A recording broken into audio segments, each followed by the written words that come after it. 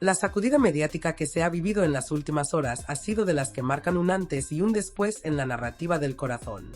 Todo comenzó con aquella llamada emitida en Vamos a ver, donde el padre de Kiko Jiménez intervenía desde prisión para ofrecer su versión de una historia familiar marcada por ausencias, reproches y un pasado difícil.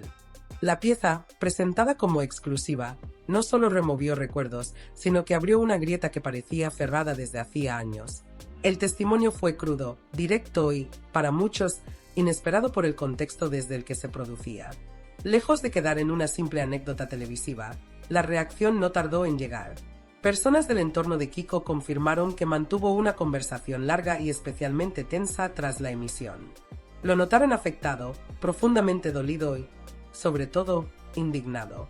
Según trasladó, no entiende por qué su padre reaparece públicamente para cuestionarle cuando, desde su perspectiva, jamás ejerció ese rol ni estuvo presente en su crecimiento. Recalcó que su madre fue quien asumió todo el peso de su educación, con el respaldo incondicional de sus abuelos, y que la figura paterna fue prácticamente inexistente. Además, trascendió que desde el propio centro penitenciario se interesaron por cómo se gestionó esa llamada. Incluso se estaría intentando averiguar quién facilitó o impulsó esa intervención, ya que dentro del entorno carcelario habría generado malestar. Carmina, persona cercana al núcleo familiar, también se encontraría afectada por la repercusión que todo esto ha tenido. Es un episodio que ha reabierto heridas que parecían cicatrizadas. En su relato, el padre describió un pasado complicado, insinuando que la madre abandonó el domicilio con el bebé debido a una convivencia insostenible. Pero Kiko, lejos de entrar al trapo, opta por el silencio estratégico. No quiere dar más altavoz ni alimentar un conflicto que considera superado. Su postura es tajante, pide que se deje de hablar públicamente de él y de su vida privada. Con este ambiente todavía caldeado, el foco cambió bruscamente hacia otro frente igual de explosivo: el vendaval contra Alejandra Rubio. En el espacio digital Ni que fuéramos SHHH, proyecto nacido tras el final de Sálvame, el debate adquirió un tono especialmente incisivo. Allí, Kiko Matamoros tomó la delantera con un discurso demoledor que puso a Alejandra en el centro de la diana. El detonante fueron unas supuestas amenazas atribuidas a Carlo Costancia, versión que Laura Matamoros habría trasladado a su padre. Se habló de frases muy duras, de advertencias dirigidas a miembros de la familia. No existen pruebas públicas que respalden esas palabras, pero el simple hecho de que se verbalizaran bastó para que el término violento comenzara a repetirse con insistencia. También se utilizó la etiqueta carcelario, recordando el pasado judicial de Carlo, algo que encendió aún más la discusión. Aquí es donde el debate se volvió más delicado. ¿Es legítimo vincular permanentemente a una persona con su pasado penal? Algunos defendieron que quien ha cumplido condena merece rehacer su vida sin cargar eternamente con ese estigma. Otros, en cambio, sostuvieron que determinados antecedentes dibujan un perfil que no puede ignorarse. La línea entre la crítica y el señalamiento se volvió difusa, pero el verdadero punto de fricción fue la coherencia del discurso de Alejandra. Ella insiste en que nunca ha comercializado su intimidad y que su exposición pública no fue una elección, sino una consecuencia inevitable de haber nacido en una familia mediática. Sin embargo, sus detractores enumeraron entrevistas, apariciones y proyectos que contradicen esa narrativa. Recordaron que Carlo debutó en televisión en Antena 3 concediendo una entrevista que giraba en torno a su vida personal. También señalaron el intento de lanzar un documental sobre su historia en pareja, un proyecto que, según se comentó, no encontró comprador. La polémica se intensificó cuando se mencionó la publicación de una novela cuya promoción habría utilizado como reclamo el componente sentimental y el morbo asociado a la relación con un exconvicto. Para algunos colaboradores, resulta incompatible renegar del personaje público, al mismo tiempo, aprovechar esa condición para impulsar productos propios. Se habló de contradicción, de doble discurso, incluso de hipocresía. Lo que ocurrió en los camerinos no fue una simple anécdota previa a un programa, fue, para muchos, la prueba de que en televisión existen dos planos paralelos que rara vez coinciden del todo, el que se emite y el que se vive fuera de foco. Y precisamente por eso, lo sucedido minutos antes del directo adquirió una dimensión mucho mayor de la que, en frío, podría parecer. La escena se desarrolla en ese espacio casi sagrado del universo televisivo, la zona de maquillaje y peluquería. Allí donde los colaboradores repasan mentalmente sus argumentos, donde los representantes susurran recomendaciones al oído y donde el ambiente se carga de una electricidad especial justo antes de que se encienda la luz roja de cámara. No es un lugar cualquiera, es el último filtro antes del espectáculo. En ese contexto, la entrada de Terelu fue descrita como decidida, sin titubeos. No hubo rodeos ni saludos generales. Fue directa hacia Laura. Y lo que vino después no fue un gesto frío ni un intercambio distante. Se habló de un abrazo prolongado, intenso, casi exagerado en su expresividad. Brazos firmes, cercanía física evidente, palabras dichas al oído, sonrisas amplias.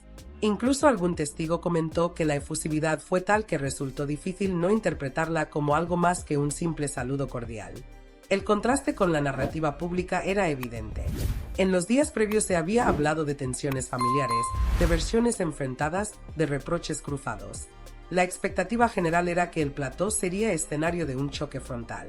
Sin embargo, aquel abrazo previo parecía desactivar, al menos en apariencia, parte de esa hostilidad anunciada. Las reacciones no tardaron en dividirse en dos grandes bloques. Por un lado, quienes interpretaron el gesto como una jugada estratégica. En televisión, el control emocional es una herramienta poderosa. Un acercamiento previo puede servir para establecer límites invisibles. Hasta aquí podemos llegar, esto no lo cruzamos, esto no se toca. Desde esa óptica, el abrazo no sería una muestra espontánea de afecto, sino una maniobra calculada para suavizar el terreno antes de la confrontación pública. En ese sentido, algunos analistas del medio sostienen que los conflictos televisivos rara vez son completamente improvisados. Existe una arquitectura previa, conversaciones, pactos tácitos, advertencias. El espectáculo necesita tensión, pero también necesita control. Nadie quiere un desbordamiento que termine en ruptura definitiva o en consecuencias legales. Así, el abrazo podría haber sido una forma elegante de marcar territorio emocional sin renunciar al contenido polémico. Por otro lado, están quienes defienden una lectura más humana. Las relaciones personales no son binarias. Se puede discrepar profundamente, aún así, mantener un afecto de fondo. Las familias, especialmente cuando han crecido bajo el foco mediático, desarrollan dinámicas complejas donde el cariño y el enfrentamiento coexisten. Desde esta perspectiva, el gesto de Terelu no sería más que la manifestación de un vínculo que, pese a todo, sigue existiendo. Sin embargo, la crítica más feroz apuntó hacia la coherencia narrativa. Porque si en pantalla se expone un conflicto con tintes dramáticos, con declaraciones contundentes y posiciones aparentemente irreconciliables, ¿cómo encaja esa escena de cercanía fuera de cámaras? Para los más duros, ahí es donde se fractura la credibilidad. Se llegó a plantear una cuestión incómoda. ¿Está el espectador asistiendo a una historia genuina o a una representación parcialmente guionizada? Cuando se habla de engañar a la audiencia, no se está acusando necesariamente de mentir en los hechos, sino de construir un relato incompleto que prioriza el impacto sobre la coherencia total. El público invierte tiempo, emociones y, en muchos casos, fidelidad en estos formatos. A cambio, espera transparencia. Este episodio también reavivó un debate más amplio sobre la industria del entretenimiento. Los programas de crónica social viven del conflicto. La tensión genera audiencia, la audiencia genera rentabilidad. Es una ecuación conocida. Pero cuando el conflicto tiene raíces familiares, la línea ética se vuelve más fina. ¿Se amplifican desacuerdos reales hasta convertirlos en espectáculo? ¿Se dramatizan matices para sostener una narrativa que mantenga al espectador enganchado? En medio de todo esto, la figura de Alejandra vuelve a situarse en el epicentro. Ella sostiene que su condición de personaje público es involuntaria, consecuencia directa de su nacimiento en una familia mediática. Afirma que no eligió la exposición y que simplemente responde cuando se le interpela. Sin embargo, sus críticos subrayan que esa notoriedad ha sido también una plataforma profesional. Colaboraciones, entrevistas, proyectos editoriales. Argumentan que no se puede reivindicar la involuntariedad absoluta mientras se capitaliza esa visibilidad. El abrazo en el camerino, por tanto, se convierte en símbolo.